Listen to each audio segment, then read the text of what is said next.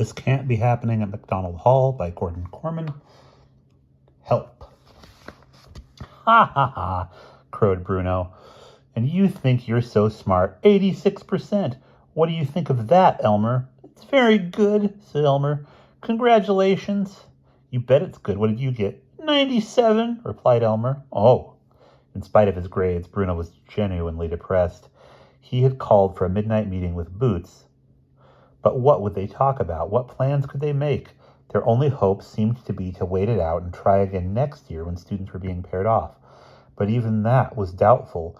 In Mr. Sturgeon's mind, Bruno plus Boots equals trouble was an invariable equation. Life would undoubtedly go on, but it just wouldn't be much fun anymore. 88.5, 88.5, George Wexford Smythe III boasted. Boots murmured. That's a good average. Good, sneered George, secure in the knowledge that his computer had pulled him through. I'd like to know what you got, Melvin. As a matter of fact, I got 89%, Boots replied. And may I remind you that nobody calls me Melvin. You are nobody. Although a reunion with Bruno was impossible, Boots had made up his mind that under no circumstances was he going to stay with George. Bruno was the lucky one. Elmer might be dull and creepy, but George was absolutely unbearable. He was mean and snobbish and spoiled, and Boots couldn't take it anymore. When George fell asleep, Boots made his usual exit through the window. The moon was in thin clouds, and the deserted campus had an eerie look.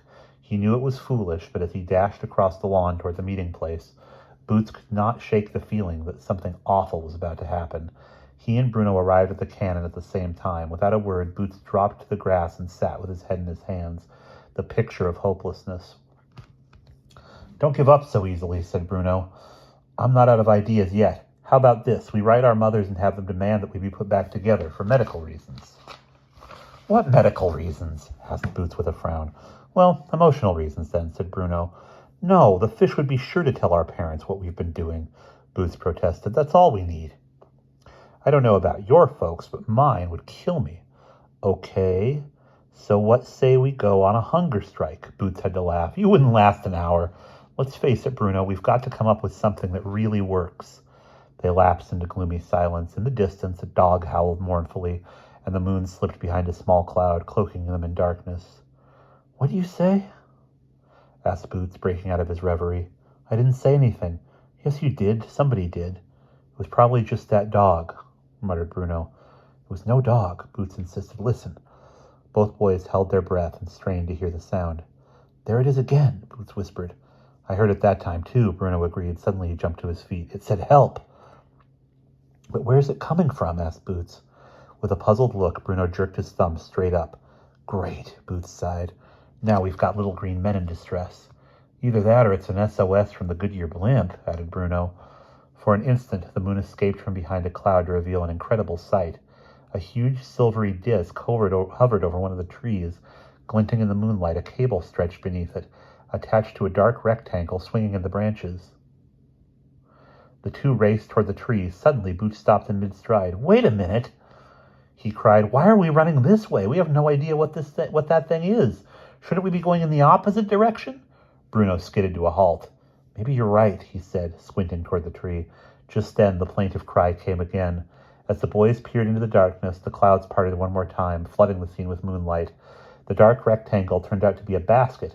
Every few seconds, a head appeared over the edge of it and a tired voice called for help. It's a basket, gasped Bruno, attached to a balloon, and it's snagged in a tree. In no time, Bruno and Boots were shinnying up the tree like monkeys, but despite their best efforts, they could not reach the basket, which was swinging back and forth like a pendulum. Hello in there, shouted Bruno. The head popped up. Help, it cried. Can you get me down from here? Just hold on, Bruno replied. We'll have you out in no time. To Boots, he added in a lower voice. Don't let that thing come unsnagged till I get back. With that, he slithered to the ground and tore off in the direction of the gym. Boots was left open-mouthed in the tree, holding a branch with one hand and vainly trying to reach to the basket with the other. Although watching the dangling object made him dizzy, he deliberately kept his eyes glued to it. At least it kept him from looking at the ground so far below. Who are you? He called. Francisco. replied a voice in an accent that Francisco, replied a voice in an accent that Boots could not place. Please get me down. Don't worry about a thing, gulped Boots. Bruno's gone for help. At that moment, Bruno was squeezing through the window of the locked gym. He hurried to the equipment room and grabbed a volleyball net, then started back to the tree. Boots, he called, peering into the dark branches. Are you there? Where else? A shaky voice replied. Will you get up here? Bruno clambered with the net and soon joined Boots on the dangerously creaking branch. I'm going to throw you a net, he called to the boy. Tie it up somewhere and you can use it as a rope ladder to climb down to us, okay? Okay, I'm ready, called the boy. Bruno held one end of the net and heaved the rest up toward the basket. After a couple of tries, the boy caught it and tied it to the cable. What should I do now? He called. Start climbing down to us. Easy does it, nice and slow.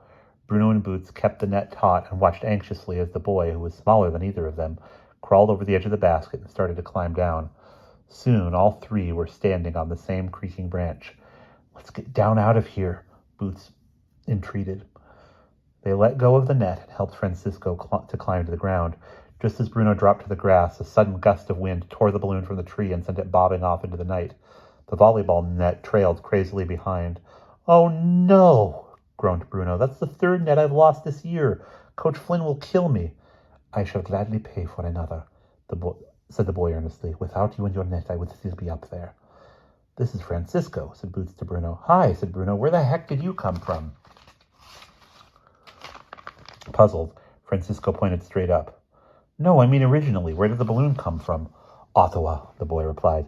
I live there. My father opened a fair this morning. He explained that they had the balloon for people to go up in. And they had the balloon for people to go up in. I thought it would be fun, but when it was my turn for a ride, the winch broke and the balloon went sailing away and took me with it. Wow, said Boots, fantastic. No, it was not, mouthed Francisco. It was horrible. It was very windy, and soon I was lost in the fog and clouds. No one could see me. He looked pathetically at the two boys. I thought I would never get down, he added, and I am very hungry. We better take him to the fish and get some food into him, said Bruno. We can't go to the fish's house again, Boots protested. We have no choice, Bruno pointed out. Come on, Francisco. We'll take you to the fish. Pardon me? Our headmaster, Bruno explained. This is a school. The three boys sprinted across the campus toward the headmaster's cottage. I don't know, Bruno, Boots whispered as they neared it. The house is dark. We'll have to wake him up. He'll go bananas if he finds us running around together in the dead of night.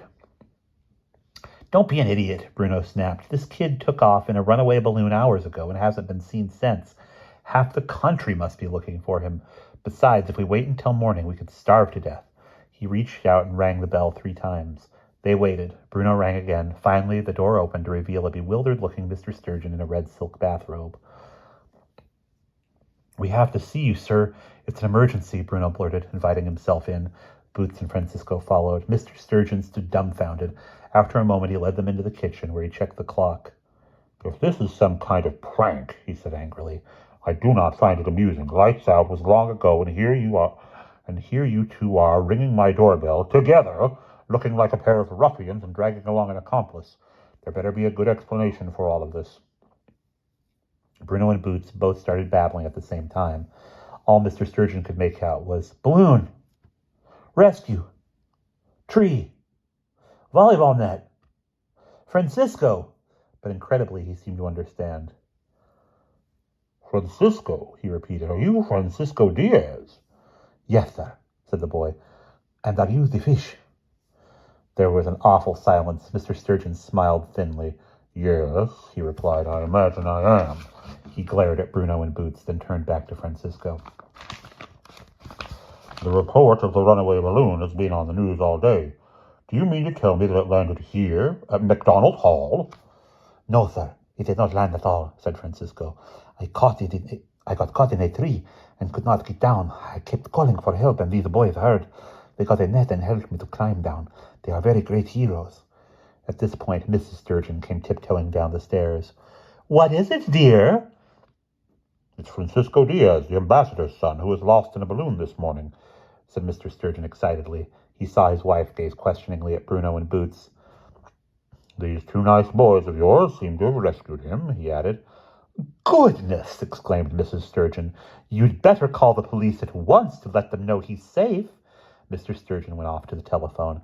Now, she continued, let's have some cookies and milk, and you can tell me all about it.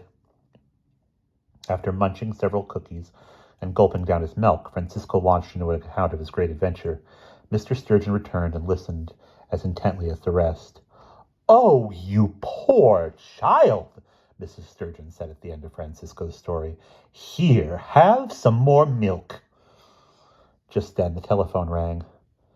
That will probably be your father, said Mr. Sturgeon as he went to answer it. He spoke briefly, then called Francisco to the phone. The boy began to speak rapidly in a foreign language. Boots raised one eyebrow. Spanish or Portuguese? Bruno shrugged. It's all Greek to me. Boy, if his father really is an ambassador or something in Ottawa, maybe we'll get a reward. Maybe we won't get expelled, Boots countered. That would be reward enough for me. Francisco returned from the telephone.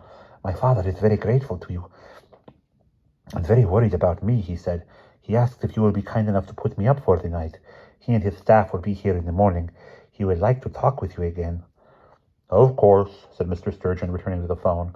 While Mrs. Sturgeon fussed over Francisco, Bruno and Boots finished off the remaining cookies. A few minutes later, Mr. Sturgeon reappeared and motioned for the boys to come to the door.